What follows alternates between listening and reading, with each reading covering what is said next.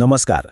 आज आपण एका अशा जबरदस्त टेक्नॉलॉजीबद्दल बोलणार आहोत जी आपल्याला आपल्या पृथ्वी ग्रहाला स्पर्श न करता पाहण्याची आणि समजून घेण्याची एक अद्भुत शक्ती देते. चला जरा खोलात जाऊन बघूया की हे सगळं काय आहे. एक साधा प्रश्न आहे. समजा एखाद्या मोठ्या जंगलाचा किंवा विशाल महासागराचा अभ्यास करायचा आहे, पण तिथे प्रत्यक्ष न जाता त्याची अचूक माहिती कशी मिळवणार? हाच प्रश्न आपल्याला आजच्या तंत्रज्ञानाच्या अगदी मुळाशी घेऊन जातो. आणि याचं उत्तर आहे दूरसंवेदी तंत्रज्ञान, किंवा सोप्या भाषेत सांगायचं तर रिमोट सेन्सिंग टेक्नॉलॉजी. म्हणजे काय तर कोणत्याही वस्तूला किंवा पृष्ठभागाला हात न लावता लांबूनच त्याबद्दलची सगळी माहिती गोळा करणं. अगदी साधं उदाहरण म्हणजे विमानातून काढलेले फोटो किंवा सॅटेलाइटने पाठवलेली चित्र. बरोबर. पण पारंपरिक पद्धतीने जे सर्वेक्षण होतं त्याच्या तुलनेत हे तंत्रज्ञान इतकं महत्त्वाचं का मानलं जातं? याचे काही खास फायदे आहेत जे याला इतरांपेक्षा एकदम वेगळं ठरवतात. सगळ्यात पहिला फायदा म्हणजे त्याचा स्पीड, त्याचा वेग. म्हणजे बघा, जमिनीवर सर्वेक्षण करून माहिती गोळा करायला जिथे महिने किंवा वर्ष लागतील ना, तिथे हे तंत्रज्ञान काही तासांत किंवा दिवसांतच प्रचंड मोठ्या भागाची माहिती आपल्यासमोर आणून ठेवतं. आणि वेगासोबतच येतो तो म्हणजे खर्च. ही एक कमी खर्चिक प्रणाली आहे. विचार करा, मोठ्या क्षेत्रासाठी माणसं आणि उपकरणं वापरण्यापेक्षा सॅटेलाइटद्वारे माहिती मिळवणं हे खूपच स्वस्त पडतं. बरं, माहिती तर मिळाली, पण त्याचं करायचं काय?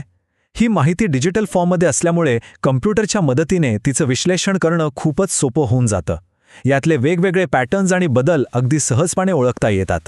आणि खरं तर हीच गोष्ट या तंत्रज्ञानाला खऱ्या अर्थाने पॉवरफुल बनवते. म्हणजे बघा, हवामान कितीही खराब असो, ढग दाटलेले असोत किंवा जमिनीवर पोचायला काही अडचण असो, सॅटेलाइट या सगळ्याच्या वरून एकदम स्पष्ट माहिती मिळवू शकतो. कमाल आहे ना?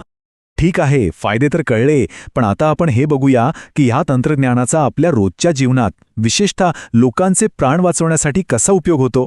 नैसर्गिक आपत्ती व्यवस्थापनात तर याची भूमिका खूपच मोठी आहे.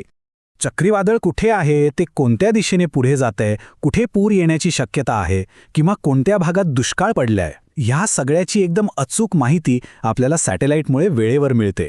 आणि यामुळे होतं काय तर प्रशासनाला तयारी करायला आणि लोकांना सुरक्षित ठिकाणी हलवायला खूप मोठी मदत होते. आपत्ती व्यवस्थापनासोबतच आपल्या ग्रहावर जी नैसर्गिक साधनसंपत्ती आहे ना, त्याचं विश्लेषण आणि व्यवस्थापन करण्यासाठीही हे तंत्रज्ञान खूप महत्त्वाचं आहे. या टेक्नॉलॉजीच्या मदतीनं जमिनीचा वापर कसा होतोय, जंगलं किती आहेत आणि ते कमी होतायत की वाढतायत, पाण्याचं ठिकाणे कुठे आहेत, शहरं कशी वाढत चालली आहेत, किंवा जमिनीची आणि किनाऱ्याची झीज कुठे होतेय, या सगळ्या गोष्टींचा एक नकाशा बनवून त्यावर एकदम अचूक लक्ष ठेवता येतं. तर ह्या सगळ्याचा निष्कर्ष काय निघतो? तर दूरसंवेदी तंत्रज्ञान आपल्याला कोणत्याही वेळेची खरी, अचूक आणि विश्वासार्ह माहिती देतं. ही एक अशी माहिती आहे ज्याच्या आधारावर आपण महत्त्वाचे निर्णय घेऊ शकतो. आणखी सोप्या भाषेत सांगायचं झालं तर हे तंत्रज्ञान म्हणजे जणू काही आकाशातून आपल्या ग्रहावर ठेवलेली एक विश्वासार्ह नजरच आहे, जी आपल्याला सतत आपल्या पृथ्वीबद्दल नवनवीन गोष्टी सांगत राहते. पण एक विचार करण्यासारखी गोष्ट नक्की आहे की आज जे आपल्याला शक्य वाटते ते याच तंत्रज्ञानाने शक्य करून दाखवलं आहे. मग भविष्यात हेच तंत्रज्ञान आपल्याला आपल्या ग्रहाची आणखी कोणती रहस्य उलगडून दाखवेल, यावर विचार करायला नक्कीच वाव आहे.